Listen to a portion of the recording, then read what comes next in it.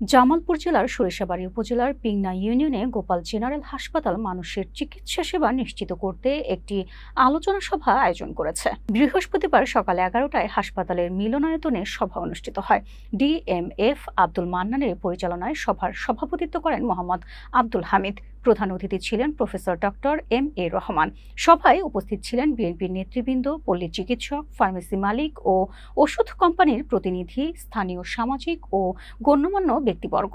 বক্তারা জানান, দক্ষিণ সরিষাবাড়ীতে দীর্ঘদিন ধরে একটি আধুনিক হাসপাতালের প্রয়োজন ছিল। Professor M A. রহমান বলেন, হাসপাতালে অভিজ্ঞ ডাক্তার, নার্স এবং আধুনিক যন্ত্রপাতি দিয়ে সকল প্রকার রোগের পরীক্ষা নিরীক্ষা এবং চিকিৎসা সেবা নিশ্চিত করা হয়েছে। সভায় অংশগ্রহণকারীরা হাসপাতালের কার্যক্রমে সার্বিক সহযোগিতা দেওয়ার প্রতিশ্রুতি দেন।